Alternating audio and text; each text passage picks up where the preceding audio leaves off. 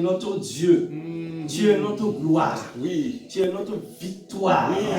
Car au commencement était la parole. Amen. La parole était avec Dieu. C'est vrai. Et la parole est venue jusqu'à nous, Seigneur, Oh, merci. pour nous révéler l'immensité de ta gloire, de ta toute puissance, de ton règne éternel. Gloire à Dieu. Tout disparaîtront un jour, mais tu t'appelles l'ancien des jours. Oui. Et tu demeures. Oui. C'est toi l'absolu. Oh, Ce soir encore, éternel, Dieu des armées de l'Égypte à Canaan. Oui. Tu as dit à ton peuple, à Israël, moi-même, je combattrai pour vous. Amen. Ce soir encore, Oh, merci. et en cette année finissant, Merci. qu'il en soit ainsi. Oui. Non seulement pour Centre Bethel, mais toutes les églises, Oui, mon Dieu. à l'est, à l'ouest, Oui, au Père. nord, au sud. Oui, papa. Voyez la lumière de ta face et ta main puissante Oh, Dieu. qui est à l'œuvre Oui. pour libérer,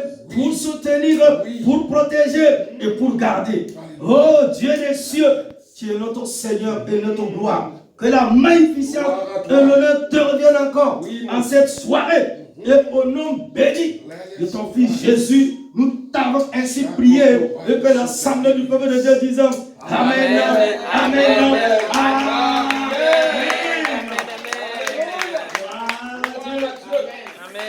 Veuillez vous asseoir et prenez vos Bibles avec moi. Alléluia. Comme Chardenis a chanté trop longtemps, je vais prier trop longtemps et prier et prêcher encore trop longtemps pour que la gloire revienne à Dieu. Que Dieu continue de les soutenir, de les bénir. Amen. Soyez toujours inspirés afin que ces chants, l'adoration monte vers l'ancien des jours. La confiance qui triomphe de la peur. Gloire à Dieu. Qui a peur ce soir? Vous n'avez pas reçu des lettres de menace et puis dans ton cœur, tu trembles, tu as peur. Qui a peur? La confiance en l'éternel Dieu des armées qui triomphe de la peur. Et comme texte biblique de référence, nous lisons dans le psaume 27, verset 1er jusqu'au verset 14. Waouh! Psaume 27, verset 1er jusqu'au verset 14. Mais je vous lirai les 5 premiers versets. Amen. Psaume 27 de David. L'Éternel est ma lumière et mon salut. De qui aurais-je crainte? L'Éternel est le soutien de ma vie. De qui aurais-je peur? Amen. Quand des méchants s'avancent contre moi pour dévorer ma chair, ce sont mes persécuteurs et mes ennemis qui s'enchaînent et tombent. Si une armée se campait contre moi, mon cœur n'aurait aucune crainte. Si une guerre se levait contre moi, je serais malgré cela plein de confiance. Je demande à l'Éternel une chose que je désire ardemment. Je voudrais habiter toute ma vie dans la maison de l'Éternel pour contempler la magnificence de l'Éternel et pour admirer son temple. Verset 5. Car il me protégera dans son tabernacle au jour du malheur. Il me cachera sous l'abri de sa tente. Il m'élèvera sur un rocher. Et je dis Amen. Amen. Amen. À la parole de Dieu. Gloire à Dieu. Amen. Gloire à Jésus. Église. Le psaume 27 est l'un des chants les plus puissants, les plus intimes et les plus prophétiques écrits par David. Il est à la fois un cri, une confession et une déclaration de foi inébranlable au milieu des tempêtes. Il ne s'agit pas d'un psaume écrit dans le confort du palais ou dans le confort de nos salons feutrés, ni dans la paix d'une saison calme.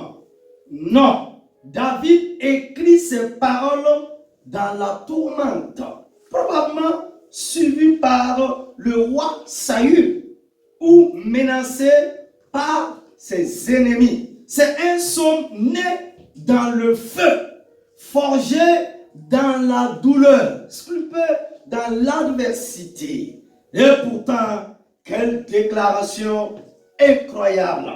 L'Éternel est ma lumière et mon salut. De qui aurais-je peur? Verset 1 de Psaume 27. Ce psaume est un antidote contre l'angoisse, un remède contre la peur, un vaccin contre le doute, une clé contre la dépression, une proclamation qui ouvre les portes de la délivrance. Ici, David ne nie pas la réalité du danger. Il ne minimise pas la violence des attaques, mais il refuse de laisser ces réalités contrôler son âme. Il fait un choix, mettre Dieu au centre de sa vie. Il ne commence pas par décrire ses ennemis. Il commence par déclarer la grandeur et la toute-puissance de l'Éternel Dieu des armées. Car ce que tu regardes, mon frère, ma soeur, déterminera ce que tu ressens. Ce que tu médites déterminera ce que tu deviens. Ce que tu mets devant tes yeux déterminera si tu marches ou si tu t'effondres. David a choisi de regarder Dieu par la peur. Ce message est un appel prophétique pour tous ceux qui traversent des tempêtes, des incertitudes, des menaces, des blocages, des oppositions, des nuits longues ou des saisons de confusion. Le Psaume 27 nous apprend trois grandes vérités. Qui est Dieu pour moi? Comment je dois répondre à la peur? Troisièmement, comment tenir jusqu'à la victoire? Église, sinon, mon frère, c'est ce que je vous propose de voir en 3 points au cours de l'enseignement de la soirée. Grand 1, Dieu, la source de ma confiance. Wow. Grand 1, Dieu, la source de ma confiance. Amen. David ouvre le psaume 27 par une triple révélation qui constitue la base de toute sa stabilité intérieure. L'Éternel est ma lumière, mon salut, le soutien de ma vie. Il ne commence pas par décrire ses problèmes, ni ses ennemis, ni ses émotions, mais il commence par décrire Dieu. Cette posture est déjà en soi une démonstration de foi, car ce que tu mets en premier dans ta bouche détermine ce qui dominera ton cœur. David ne nie pas le danger. Il choisit de mettre la vérité divine avant la réalité humaine. Il nous enseigne ici que la paix ne vient pas de l'absence de tempête, mais de la présence de Dieu dans la tempête. Petit 1, Dieu est ma lumière. Waouh! Dieu est ma lumière. David dit, l'Éternel est ma lumière.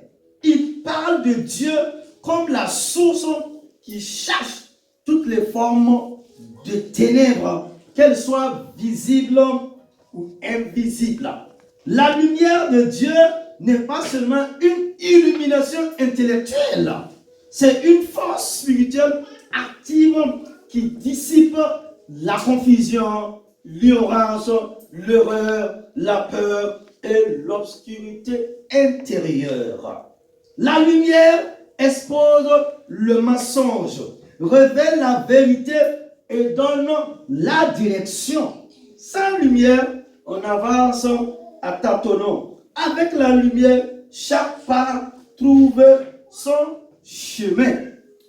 Les ténèbres spirituelles représentent les zones où tu ne comprends pas encore, où tu ne vois pas encore, où tu ne sais pas encore quoi faire.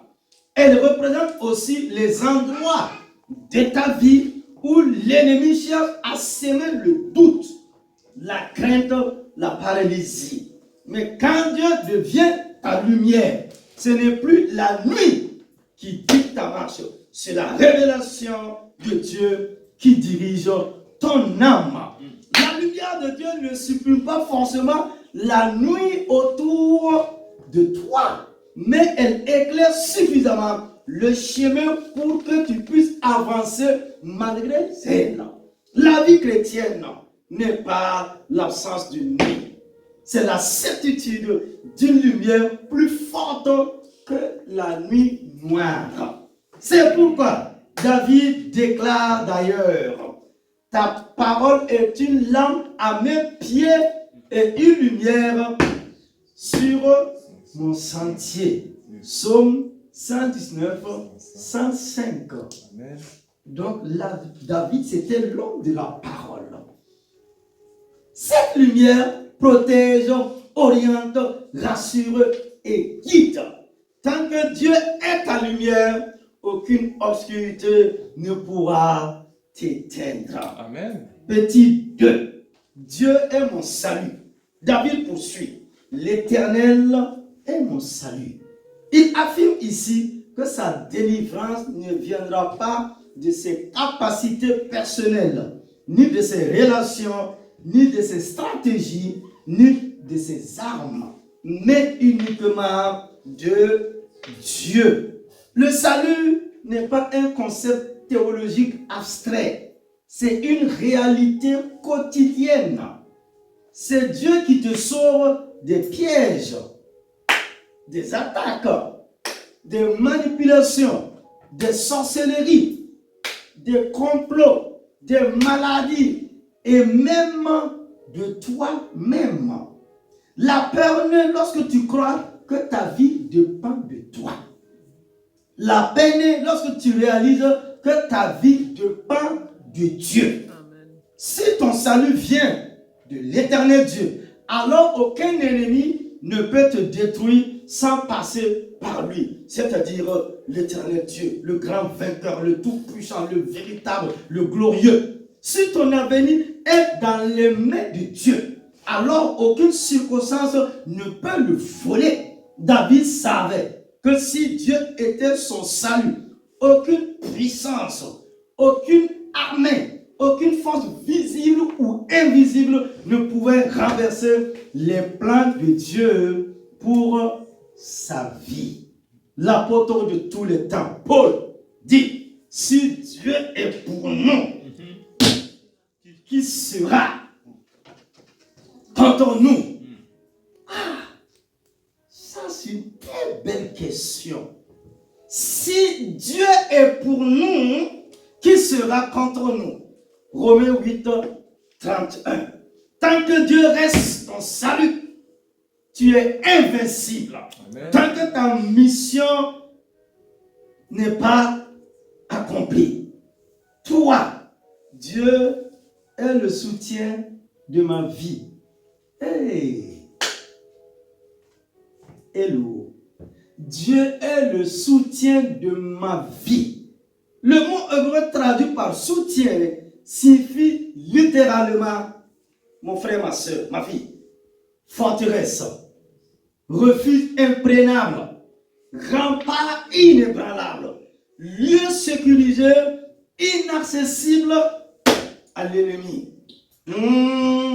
David ne dit pas, Dieu me donne du soutien. Il dit ici, Dieu est mon soutien. La différence est immense. Si Dieu te donne un soutien, tu peux le perdre. Mais si Dieu est ton soutien, tu ne peux pas tomber. Amen. Cette réalité transforme toute la perspective de la vie. Je dirais même de la vie chrétienne. Tu n'es pas soutenu par ton salaire, mais par Dieu. Amen. Tu n'es pas soutenu par ton réseau, mais par Dieu. Tu n'es pas soutenu par ta santé, mais par Dieu. Tu n'es pas soutenu par tes capacités, mais par Dieu. Si Dieu est ton soutien, ma fille, mon frère, tu ne tomberas pas. Tu ne seras pas abandonné. Tu ne seras pas écrasé. Tu ne seras pas oublié. Tu ne seras pas détruit. Abandonné, écrasé, oublié ou détruit. Cette vérité devient une ancre lorsque les tempêtes de la vie soufflent. Dieu n'est pas seulement celui qui t'aide. Il est la plateforme sur laquelle tu tiens debout. Waouh! Tébereda. Pamoli, mon frère, ma soeur. Amen. Quand Dieu est au centre de ta vie, la peur perd sa puissance. Amen. Après avoir proclamé qui est Dieu, David ajoute une vérité extraordinaire. Quand des méchants s'avancent contre moi, quand une armée se campe, mon cœur ne craint point. David ne dit pas, je ne vois pas d'ennemi. Il n'y a aucun danger. Tout va bien. Parfois, nous, on a tout va bien hypocrite. Je dirais même religieux. Pour David, ce n'était pas le cas. Je ne vois pas d'ennemi. Il n'y a aucun danger. Tout va bien. Non, il voit tout. Il sait tout. Il sent tout. Il n'est pas innocent.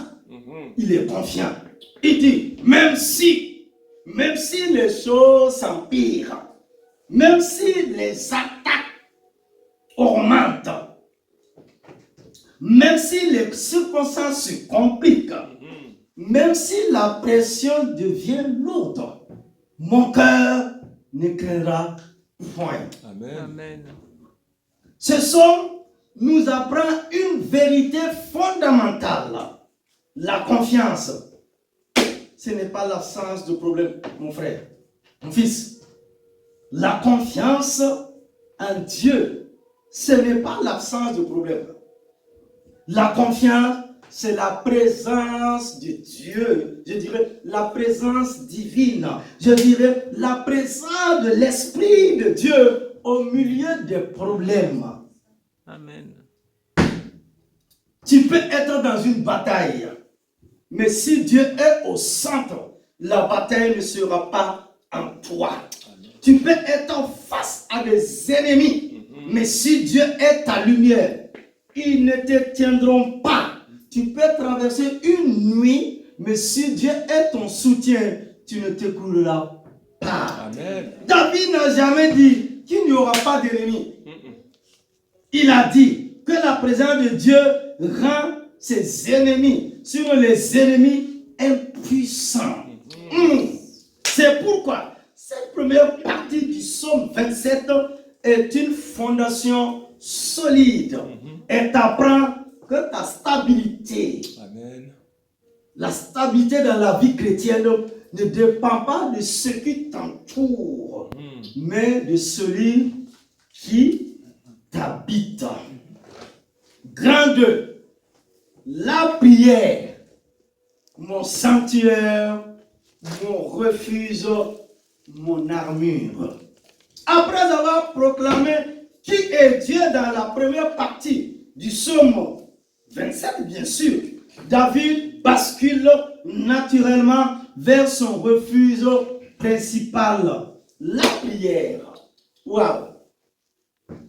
Je ne comprends pas pourquoi les chrétiens n'aiment pas prier. Il faut qu'on organise des séminaires de prière. On va rester dans la présence de Dieu. 1 heure, 2 heures, 3 heures, 4 heures, 5 heures, 6 heures, 7 heures. Et nous allons voir le changement dans nos nations. Amen. Amen. Tant que nous ne sortons pas de la prière pour prophétiser, rien ne va se passer. Rien. Rien. Jésus était un homme de prière. Moïse était un homme de prière. Et tous les autres.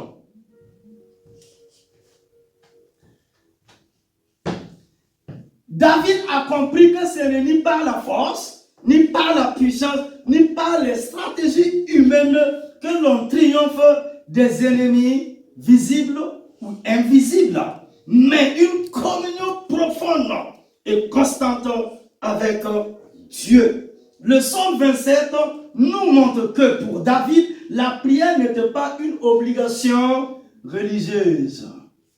Elle était sa respiration. Elle était son abri, elle était son secret de victoire. Aujourd'hui dans l'église, à travers le monde, qu'est-ce que nous voyons? Les gens n'aiment pas les réunions du soir. Dimanche, là, nous n'arrivons pas à prier 30 minutes. Si dans l'église, on n'arrive pas à prier 30 minutes, 1 heure, 2 heures, c'est pas quand vous serez à la maison, vous allez prendre les bébés tétés, les choses comme ça, vous êtes dans une oppression pas possible que vous pourrez prier. Mais quand on dit chanter, tu as la foule, les gens vont sauter, danser, crier pendant des heures. C'est normal que nous ayons une vie chrétienne fade, monotone, morose. Nous devons, vous qui m'écoutez, si je parle de tout mon cœur en cette année finie, nous devons être comme Jésus. Amen. Tous les grands hommes du réveil, c'était des hommes de prière.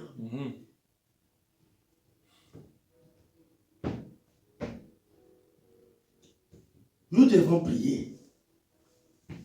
Si vous attendez des problèmes pour prier, vous les adorez. Je ne suis pas un prophète malheur. Écoutez-moi attentivement. Je vous parle de tout mon cœur. Le psaume 27 nous montre que pour David, la prière n'était pas une obligation religieuse. Il n'y a pas de prière ou de prieuse. Tout le peuple de Dieu est appelé à prier. Elle était sa respiration. Elle était son abri. Elle était son secret de victoire. La prière est d'abord un désir brûlant, pas une obligation. David dit, je demande à l'Éternel une chose que je désire ardemment, habiter dans la maison de l'Éternel tous les jours de ma vie. Verset 4 du psaume 27. Remarquons ici, mon fils, ma fille, David a été roi, chef militaire, stratège, chef d'État, guerrier redouté. Pourtant, il ne demande pas une victoire militaire, ni une protection politique, ni un trône inébranlable, ni plus d'armée, ni plus d'or. Il demande une chose, pas deux, pas 10. Et cette chose n'est ni matérielle, ni visible. C'est la présence de Dieu. Son désir le plus profond n'est pas la délivrance, mais le Dieu de la délivrance. Amen. Pas la bénédiction, mais le Dieu de la bénédiction. Pas le miracle, mais le Dieu des miracles. David nous montre que la prière authentique naît d'un désir profond et non pas une obligation religieuse. La prière, c'est aimer Dieu au point de vouloir sa présence plus que ces miracles. Ma fille, c'est ça. Nous voulons les miracles. Nous ne voulons pas la présence du Saint-Esprit. Nous ne voulons pas Dieu. C'est comme si on voulait une chose et son contraire. Ça ne marchera jamais. On veut les miracles. C'est bien. bénédiction. C'est bien. Il faut désirer d'abord Dieu.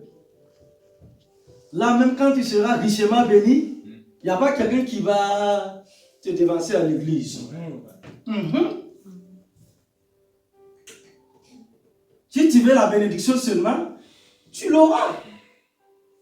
Mais après la bénédiction, est-ce que tu vas continuer à aimer Dieu? Ça, c'est capote. Comme vient dire les Suisses, c'est capote.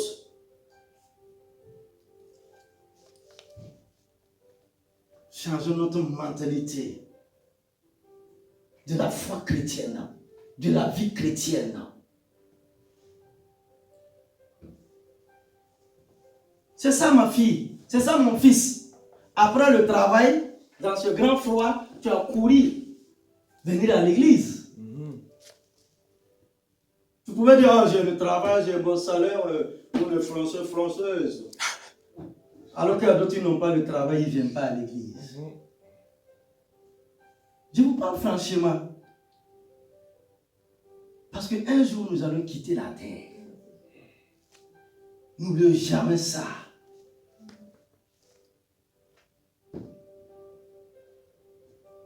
Deux, la prière, le lieu où Dieu ouvre les yeux et calme les tempêtes. C'est pourquoi le prophète a dit, Éternel, ouvre les yeux de mon serviteur pour qu'il voie que celui qui est avec nous est plus grand que celui qui est avec eux. Il dit, je te prie seulement, ouvre ses yeux. Tu as compris? Pourtant, il avait les yeux. Ce mauvais serviteur Géasi, je l'ai surnommé Géasi, le mauvais serviteur, il avait les yeux naturels. Mais on parle ici de la vision spirituelle. David poursuit pour contempler la magnificence de l'Éternel et pour admirer son temple. Psaume 27, 4. La prière n'est pas seulement un lieu où l'on parle. C'est un lieu où l'on voit. Oh yes. Dans la prière, Dieu donne des perspectives que le monde ne peut pas donner. Il ouvre les yeux spirituels, il éclaire les situations, il révèle la vérité cachée derrière les apparences. La prière n'enlève pas toujours immédiatement la tempête, mais elle calme l'âme au point que la tempête ne peut plus la dominer. Amen. Quand tu te tiens devant Dieu, tout prend une autre dimension. Tes problèmes répétissent. Tes ennemis perdent leur puissance. Tes craintes se fondent et la paix de Dieu envahit ton cœur. La prière te ramène à la bonne échelle. Dieu est grand et tout le reste est petit. Dieu est grand. Il est assis sur son trône et tout devient petit. Ton problème est petit. Mon problème est petit devant Dieu. Amen.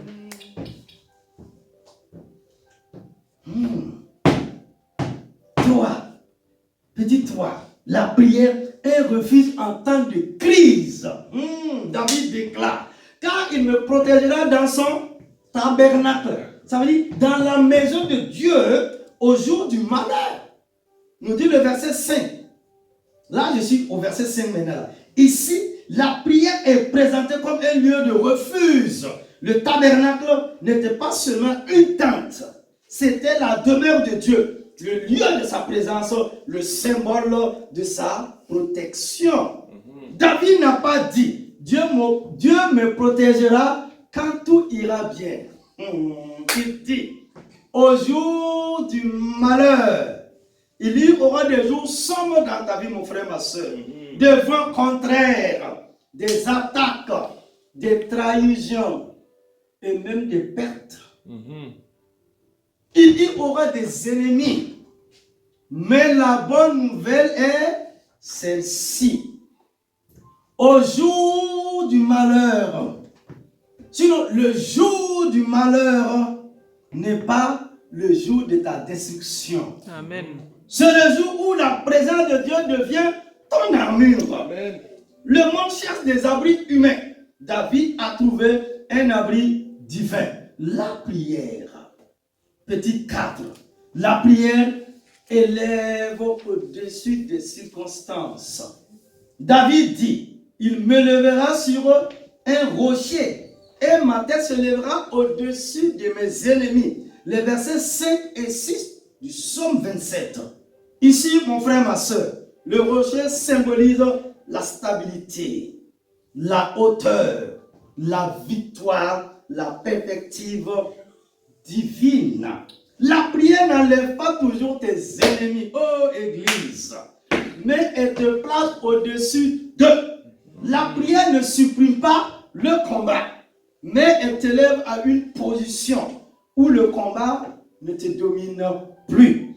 À chaque fois que tu pries, Dieu te place au-dessus de la peur, au-dessus de l'angoisse, au-dessus de la confusion, au-dessus du doute, au-dessus du découragement. Combien de personnes sont découragées aujourd'hui? Je suis fatigué, je suis découragé. Je ne comprends pas Dieu. La prière te fait passer de la terre au rocher. Et qui est le rocher des âges?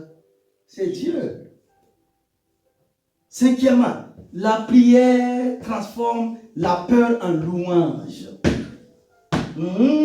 David déclare ensuite, je chanterai, je célébrerai, verset 6. David passe de la supplication, sinon de la prière, de la supplication à la louange. Il passe de la peur à la célébration. Il passe de la pression humaine, hein, mon frère et ma soeur, sinon la pression du travail à l'adoration. La louange n'est pas une réaction à la délivrance. Elle en est l'expression anticipée. David lui-même, avant de voir le miracle, parce qu'il sait que Dieu agit toujours, même quand on ne le voit pas encore. Ma soeur, mon frère, la louange après la victoire est de la gratitude. Par contre, la louange avant la victoire est de la foi. Amen. 6. La prière est le lieu où Dieu répond aux cris du cœur. David dit, écoute ma voix quand je t'appelle. Aie pitié de moi et exauce-moi. Verset 7 du psaume 27. La prière n'est pas toujours douce et tranquille. Parfois, elle est un cri de détresse, un cri de fatigue, un cri d'impuissance. J'en ai marre. Trop, c'est trop. Ça suffit, il faut que ça change. Dieu n'exige pas toujours des prières parfaitement formulées. Il écoute aussi les prières qui sortent d'un cœur brisé, cassé. Pour Dieu, un cœur sincère est plus puissant qu'un discours bien construit. Le cri d'un fils touche plus le cœur du Père que les mots d'un orateur. 7. La prière est la réponse de notre cœur à un appel divin. David affirme, mon cœur dit de ta part, cherchez ma face. Je cherche ta face, ô Éternel. Verset 8. David comprend que la prière n'est pas une initiative humaine. Non, ma soeur, non, mon frère. Ça ne vient pas du passé Israël. La prière n'est pas une initiative humaine. C'est une invitation divine. Si tu pries, ce n'est pas seulement parce que tu as envie de prier. Non, c'est parce que Dieu t'a attiré. Il met en nous le désir et le plaisir de les chercher. Et quand Dieu invite, c'est qu'il a déjà décidé de se révéler. La prière naît dans le cœur de Dieu avant de naître dans la bouche de l'homme. Grand 3. Pour terminer. La confiance au milieu de l'attente. La confiance au milieu de l'attente. Parfois, on est impatient. Hein? J'ai vu les gens courir dans les grandes capitales. Je l'ai vu à Helsinki, je l'ai vu à Séoul, je l'ai vu à New York, Washington, je l'ai vu à Genève, Lausanne. Les gens n'aiment pas attendre. Les gens sont pressés. Mais pas pressés pour mourir. Hein? La confiance au milieu de l'attente. Une femme qui n'a pas cette force pour attendre pendant 9 mois, peut-être tu n'auras jamais de bébé. Ça sera toujours des avortements. Vous êtes d'accord avec moi? Est-ce que je parle aux Français, Françaises? 9 mois. Si à 4 mois, tu mets la pression à ton mari que tu veux le bébé là, bon, va parler au médecin. Ma soeur, ferme la parenthèse. Si les deux parties du psaume 27 nous révèlent un Dieu qui donne la lumière, le salut et sa présence divine, cette dernière partie nous plonge dans la dimension la plus difficile de la foi, sinon de la vie chrétienne, l'attente. Aucun prophète ne pourra te dire l'attente là, ce que Dieu t'a promis là, c'est dans 3, 5, 10 ans, même dans 1 semaine, 3 semaines. Aucun pasteur, aucun évangéliste. Tout dépend de qui? Tout dépend de lui. La plus difficile. Pourtant j'ai prié, pourtant j'ai gêné, pourtant je sers Dieu, pourtant je viens à l'église, je donne ma dîme, je donne mes offrandes, je soutiens les veuves et les orphelins. Ma soeur, mon frère, on ne t'a pas demandé tout ça là. Le ciel me dit de te dire, il faut attendre l'heure de Dieu, c'est-à-dire l'horloge du Tout-Puissant, où toute personne née de femme est soumise.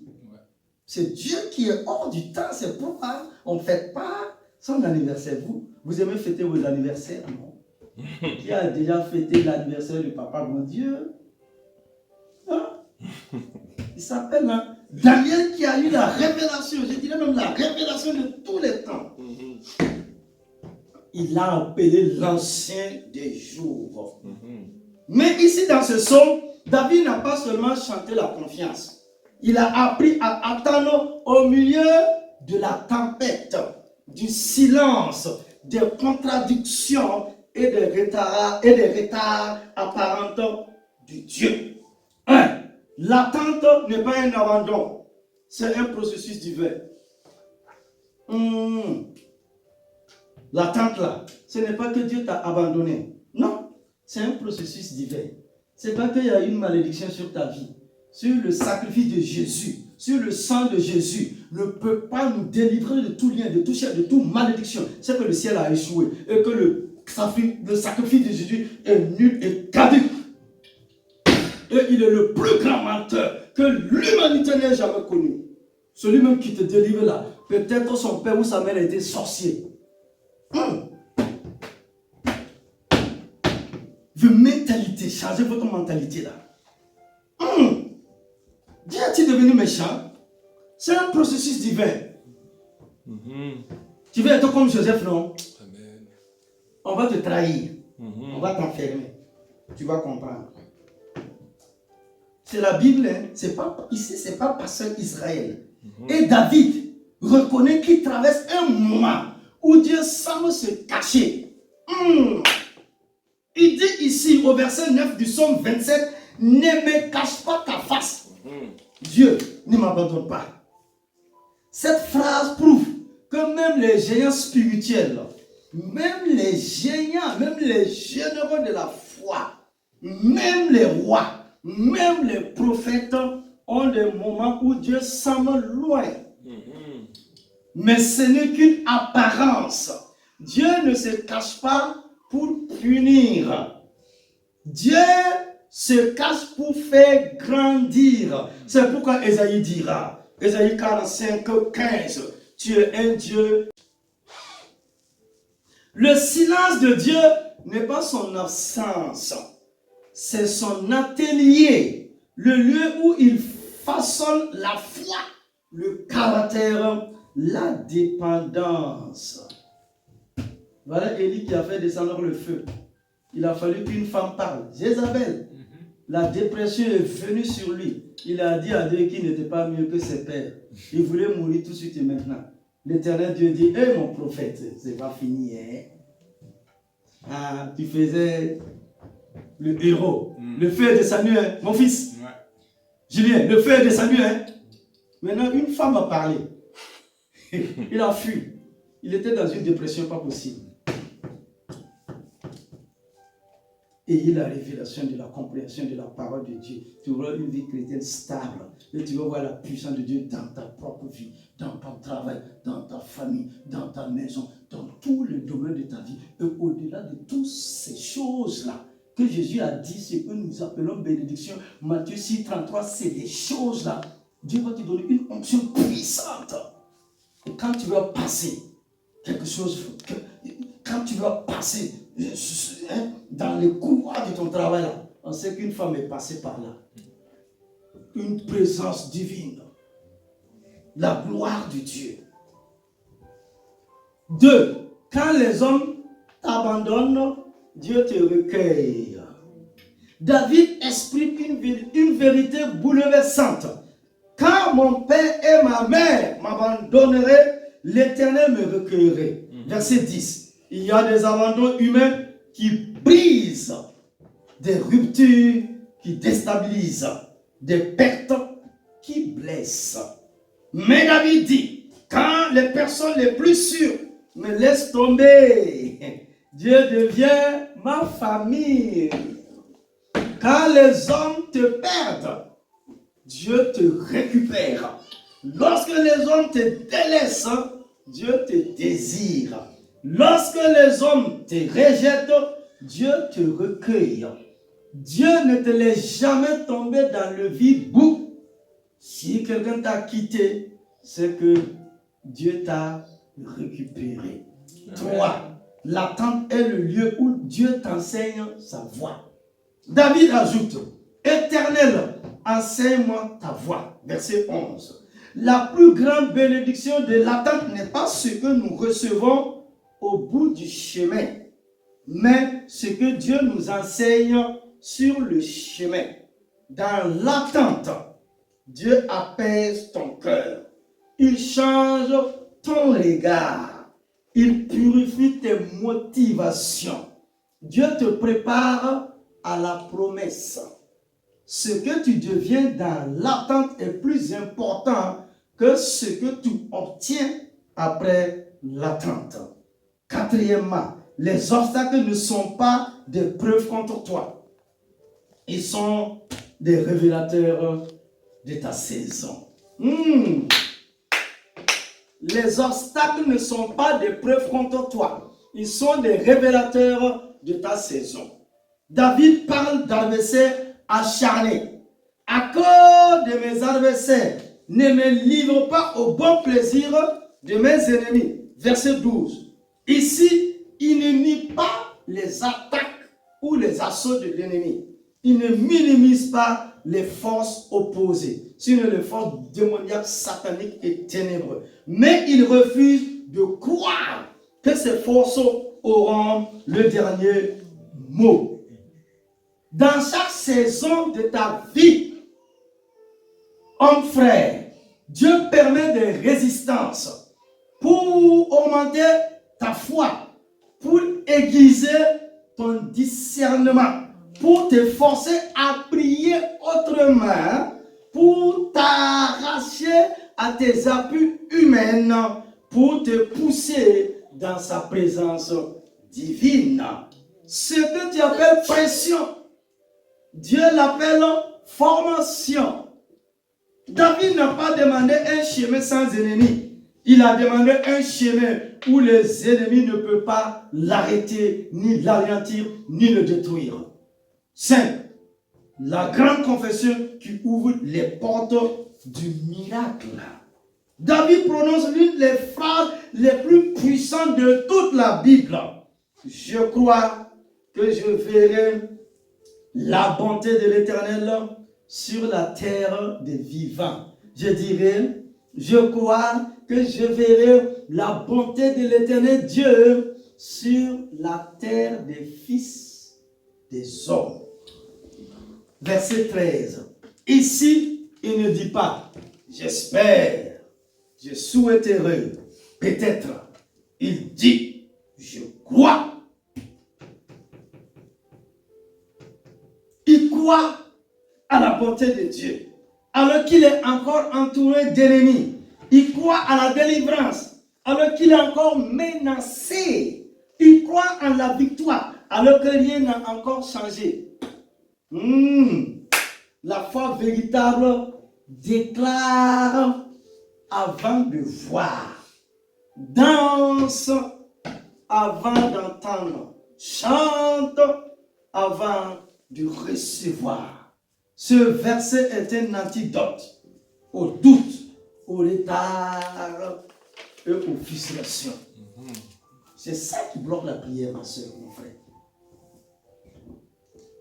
Les doutes, les retards et les frustrations. Nous sommes où nous devenons des chrétiens frustrés, quoi. On est perturbés. On comprend pas. J'ai pas ma tête, c'est aujourd'hui. Je ne veux plus entendre quelqu'un parler comme ça. C'est quelle frustration? Pourquoi tu as peur? Tu as un Père éternel. Amen. Son amour est fort. Hein? Faites-lui confiance. Attends-toi à Dieu. Attends-toi à Dieu. La clé finale de tout le psaume. Le psaume se clôt par un commandement et une promesse. Vous voyez les deux? Commandement et promesse. Attends-toi à l'Éternel. Fortifie-toi et que ton cœur s'affermisse. Attends-toi à l'Éternel. Verset 14. Mon frère, ma soeur, ici, David répète 2 fois la même phrase. Quand Dieu répète, c'est qu'il veut imprimer. L'attente est un acte spirituel, pas une passivité. C'est une guerre intérieure, un choix de foi, un acte de résistance contre la peur. Attendre Dieu, ce n'est pas rester assis, c'est rester confiant, c'est rester disponible, c'est rester fixé sur lui, c'est refuser de prendre des raccourcis. C'est dire, Seigneur, ta volonté, ta manière, ton temps. Seigneur Dieu, Père éternel, Père de gloire, ta volonté, ta manière, ton temps. Celui qui attend Dieu ne sera jamais déçu. Jamais. Conclusion.